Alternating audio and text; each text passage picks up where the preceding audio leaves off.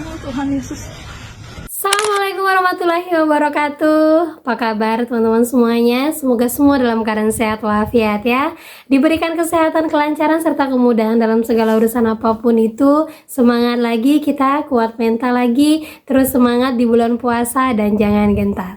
Oke teman-teman, kali ini saya akan membahas tentang OJK keluarkan mandat khusus buat DC di bulan Ramadan ini. Nah, bagaimana dengan yang galbay? Apakah masih aman? Kita akan bahas secara tuntas. Tapi sebelumnya, saya harapkan kalian semuanya sudah subscribe channel ini agar channel ini terus berkembang dan dapat memberikan informasi terbaik buat kalian yang galbay. Oke, teman-teman, ini dia buat kalian.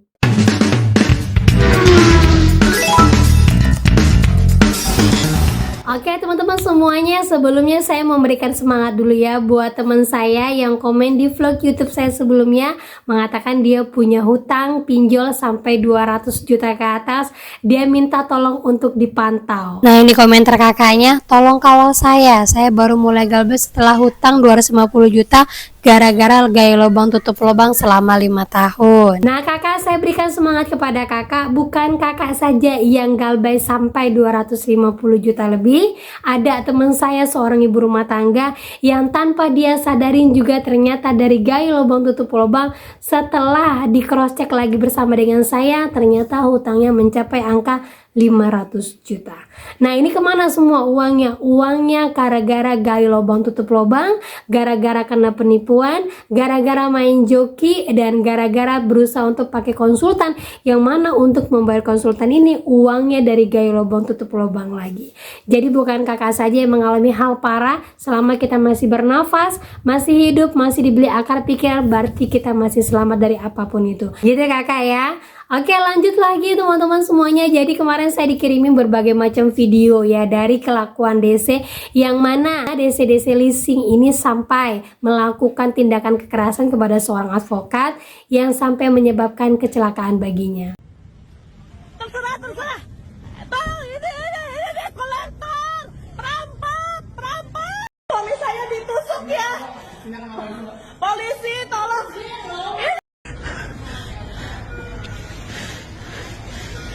Tuhan Yesus.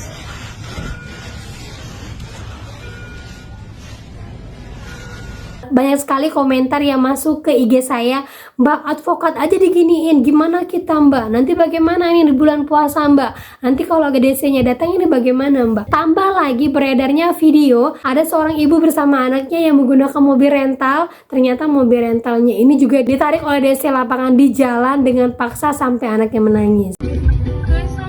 Ini loh mbak, plat nomornya ini loh, makanya. Loh, ini rental loh. Iya, memang mobil yang rental ini masalah. Apa sih nama? Ini maksudnya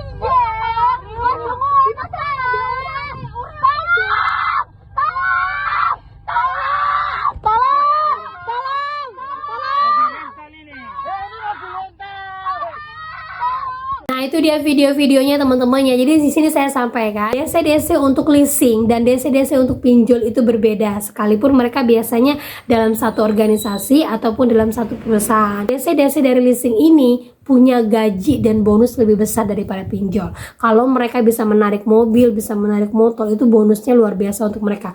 Makanya mereka sampai membuat kekerasan dan rela melakukan apapun, yang penting mereka dapat tarik mobil tersebut, dan itulah cuannya mereka. Nah, kalau pinjol itu berbeda. Kita tuh hanya menggunakan agunan kita tuh KTP. Kemudian kita tidak ada harta benda, tidak ada perjanjian yang mengikat keras sekali, karena di dalamnya ada kata-kata perdata. Kalau perdatanya itu adalah orang pribadi, itu sejauh ini belum ada yang masuk ke dalam persidangan. Tapi kalau misalnya perdatanya itu sudah masuk ke ranah perusahaan, yang mana perusahaannya ini melibatkan karyawan-karyawannya untuk melakukan pinjol, nah itu bisa langsung masuk ke dalam ranah pidana, karena pinjolnya tahu ini dari perusahaan si A, dan kalau mereka melakukan persidangan, ini pasti akan menguntungkan dari pinjolnya. Jadi buat teman-teman semuanya perlu perhatikan sekali dari kejadian ini. Ternyata OJK langsung buka suara dan mengeluarkan beberapa mandat-mandat di bulan puasa ini, yang mana pasti mendekati lebaran akan banyak sekali DC yang akan turun tangan, akan banyak sekali DC-DC yang akan turun ke jalan, akan banyak sekali DC yang semakin beringas. Nah, OJK akhirnya mengeluarkan mandat yang mana ini membatasi pergerakan dari DC-nya. Salah satunya itu adalah akan kita bacakan di sini, dan saya yakin kalian yang galbay pasti akan lebih tenang lagi. Yang pertama, kalian wajib melaporkan tindakan DC baik itu legal ataupun ilegal kepada IASC, yang mana kalau kalian tahu itu nomor dari DC si A, DC si B minta untuk segera diblokir karena sudah mengancam dan mengintimidasi, bahkan sampai ke kantor dan membuat keributan. Sertakan dengan bukti-buktinya ke IASC. Kalian tinggal searching aja di Google, sampaikan. Karena memang ini mandat dari IASC sendiri, di bulan puasa wajib harus memblokir semua pinjol-pinjol yang sampai mengintimidasi dan membuat keributan. Nah, itu ada teman-teman ya. Dan lanjut lagi, jangan pernah bayarkan pinjol ilegal selama bulan puasa. Nah, kalau nggak bulan puasa berarti harus dibayarkan? Jawabannya enggak. Kenapa dibatasi di bulan puasa? Karena OJK saat ini memfokuskan peredaran uang itu berada di pinjol legal. Dan di sini saya tidak menyarankan kepada kalian untuk gaya lubang tutup lubang. Stop. Saya tahu puasa lebaran pasti membutuhkan uang banyak, apalagi bagi mereka yang udah lama nggak ketemu sama keluarga, memaksakan diri untuk pulang, akhirnya cari uang sana sini. Saya tidak menyarankan kalian untuk menggunakan pinjol. Gunakanlah uang-uang kalian sendiri kalau itu cukup. Jadi saya akan update buat kalian beberapa pinjol-pinjol yang tidak perlu dibayarkan di bulan puasa, dan jangan fokuskan dengan pinjol ini dan jangan salah pilih pinjol ya. Dan lanjut lagi, semua pinjol wajib melaporkan kepada OJK pihak ketiga yang bekerja sama dengan mereka. Semua pinjol. Karena apa? Yang turun ke lapangan saat ini lebih kebanyakan dari pihak ketiga. Saya sudah sebutkan ada beberapa pinjol-pinjol yang sudah mulai menurunkan desi lapangan, yang sebelumnya tidak ada desi lapangan, bahkan jarang untuk menagih, bahkan terornya juga biasa, tapi sudah menurunkan desi lapangan dari pihak ketiga.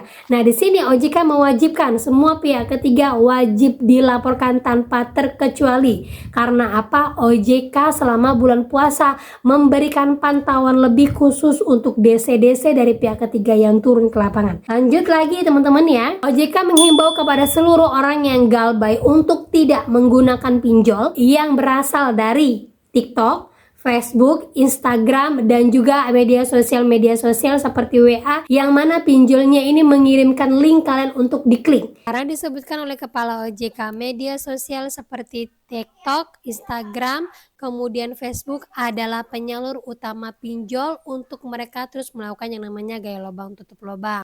Nah, ini untuk dihindari karena OJK sendiri sudah mengatakan bahwa pinjol yang resmi itu diakses melalui App Store, dan itu pun hanya tersisa 95 pinjol saja. Sudah pernah saya bagikan kepada kalian, akan saya update lagi untuk kesekian kalinya. Dan yang terakhir sekali, OJK selalu menyarankan bahwa pihak ketiga yang datang ke rumah kita, apapun itu namanya, wajiblah dari pihak ketiga yang resmi. Pihak ketiga ini sudah pernah dituangkan dalam POJK oleh OJK, yang mana di sini syarat-syaratnya adalah pihak lain berbentuk badan hukum, pihak lain memiliki izin, pihak lain memiliki sumber daya yang telah tersertifikasi.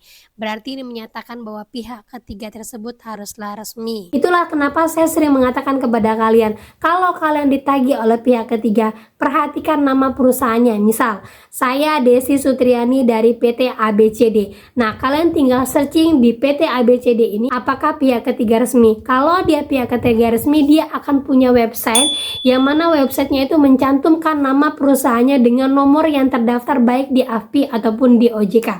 Nah, itu sering saya tunjukkan kepada kalian. Jadi kalau ini tidak ada, nggak usah ditakutkan. Kalian tinggal videokan DC-nya, foto itu card dari DC-nya, terus kalian tinggal adukan kepada OJK, sampaikan ada yang menagih dari pinjol ABCD, dia mengirimkan pihak ketiga yang tidak resmi. Karena saya sudah cek di website dan Google, ternyata tidak ada perusahaannya, mohon untuk ditindaklanjuti. Nah, sebenarnya OJK tidak bisa memantau keseluruhan kegiatan pinjol itu di lapangan. Nah, dari mana mereka bisa tahu? Dari semua pengaduan-pengaduan yang kalian berikan. Itulah kenapa saya sampaikan, sekalipun OJK terkesan mandek, sekalipun sekalipun tidak ada respon dari OJK, tapi dengan segala macam bentuk pengaduan kalian semakin banyak, itu semakin membuat kalian lebih aman. Karena kalian tahu, cuman OJK lah tempat kita bisa mengadu. Nah, kegunaannya itu untuk apa? Mengurangi peredaran DC tidak resmi datang ke rumah kalian. Sebenarnya ini kita menghambat pekerjaan DC. Gitu teman-teman ya. Jadi buat kalian yang masih galbay, insya Allah aman di bulan puasa. Kita akan update terus beberapa pinjol-pinjol yang tidak perlu dibayarkan, beberapa pinjol-pinjol yang resmi beredar, dan beberapa pinjol-pinjol yang masih tergabung di dalam AFPI, yang mana kalau seandainya ini kita galbaikan masih aman. Jangan pernah berpikir bahwa kalianlah orang sendiri yang galbay. Jangan pernah berpikir bahwa kalianlah orang paling hina ketika galbay, karena saya yakin di luar sana banyak sekali orang terpaksa galbay tetapi tetap masih hidup. Gitu teman-teman ya. Nah oke, itu dia informasi yang bisa saya sampaikan buat kalian. Semoga informasi ini menjadi mood booster, semangat baru lagi, dan kuat mental. Akhir kata saya ucapkan Assalamualaikum warahmatullahi wabarakatuh.